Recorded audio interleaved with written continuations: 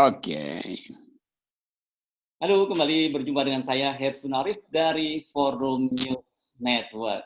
Ini pemerintah lewat Kementerian BUMN baru saja mengeluarkan keputusan akan para direksi BUMN boleh mengangkat 5 orang staf ahli.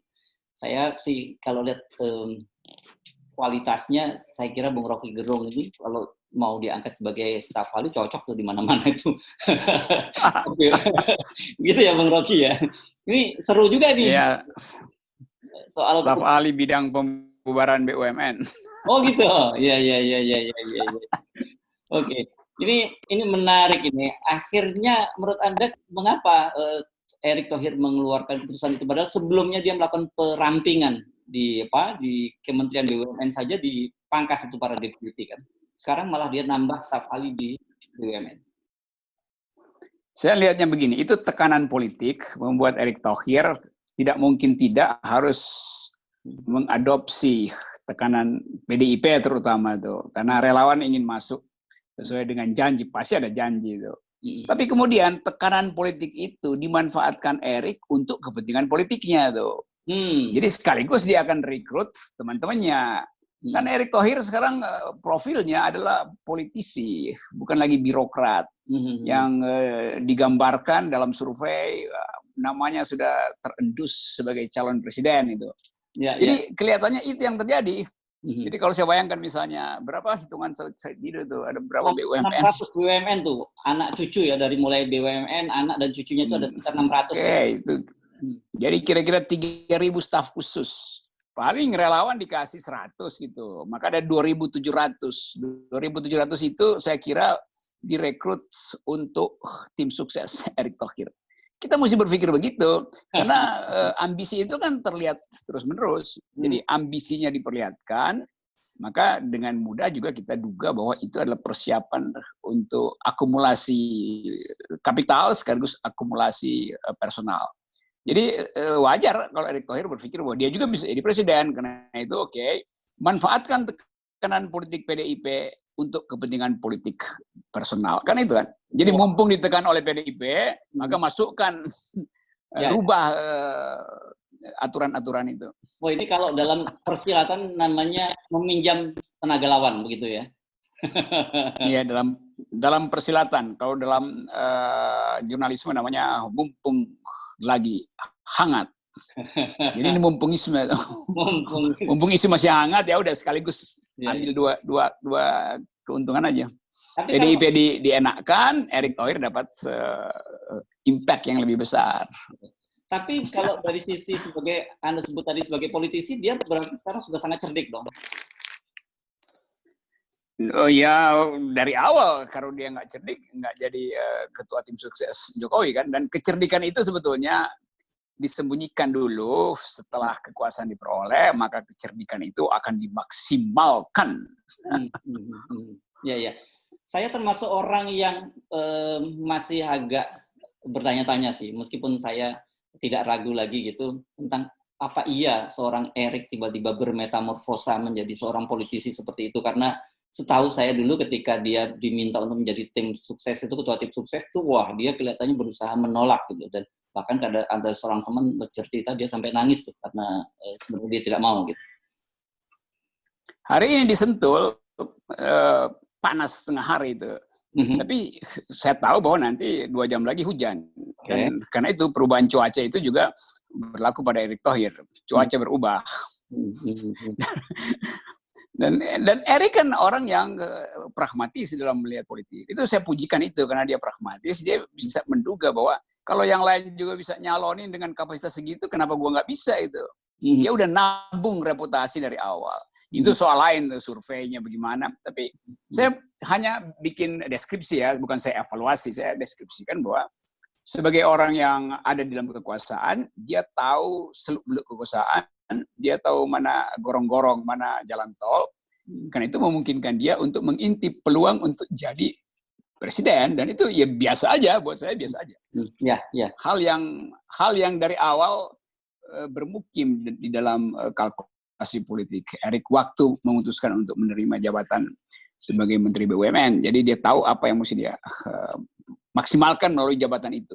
Ya. Dan pemaksimalan itu sedang berlangsung hari ini. Jadi sebenarnya kita ngomong ini dalam konotasi yang konotasi yang netral lah gitu ya di politik ya. Ya, saya ngomong yang netral aja kan, saya pengamat kan, bukan influencer. Ya, kemarin kan kita baru ngobrolin soal heboh kembali Twitternya Pak Mahfud yang menyebut kalau malaikat masuk dalam pemerintahan menjadi iblis gitu. Tapi kalau ini ini kan bukan iblis kalau menurut saya, ini kan sinterklas dong dengan bagi-bagi jabatan kepada para tim relawan dan timnya sendiri. Erick Thohir justru memelihara malaikat maupun iblis karena sebagai orang yang ingin memperoleh dua akhirat, dia harus memelihara baik malaikat maupun iblis. Dan itu watak politik Indonesia hari ini adalah memelihara malaikat dan memelihara iblis sekaligus. Jadi sekali lagi sangat normal kalau orang mengamati Erick Thohir adalah soon politikon dalam pengertian Indonesia ya, bukan dalam pengertian Yunani. Itu berupaya untuk menjadi binatang politik dan kemampuan untuk membaca peluang itu tersedia, kapitalnya juga saya kira lebih dari cukup. Tinggal soal membalikkan opini publik bahwa yang bersangkutan sebagai Menteri BUMN punya kemampuan melampaui menteri-menteri yang lain. Itu yang mesti dia perlihatkan supaya dia tampil sebagai calon presiden. Ya. Bung Rocky, tapi kalau kita kita baca beberapa waktu yang lalu kan justru ada BUMN yang sudah telat membayar membayar gajinya. Dengan sekarang kalau disebutkan bahwa ada maksimal 50 juta, ini kan angka besar dan katanya biasanya kalau disebut maksimal tuh ya gaji itulah yang akan dipenuhi. Jadi tidak mungkin di bawah 50 juta. Pokoknya tidak melebihi 50 juta. Ini kan sebuah ironi.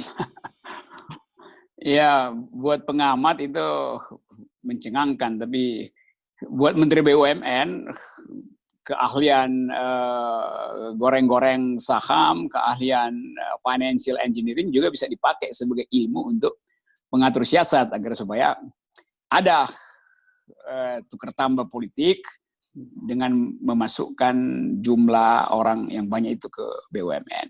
Ya itu dengan mudah diatasi, itu disisipkan dalam sistem penggajian macam-macam kan. Jadi bagi kita yang mengamati dari luar, kita tahu bahwa BUMN ini mau bangkrut. Lalu pertanyaannya, loh kenapa mau bangkrut justru tambah beban anggaran? Kan itu berarti ya ada 4 lipat di dalam kebangkrutan itu.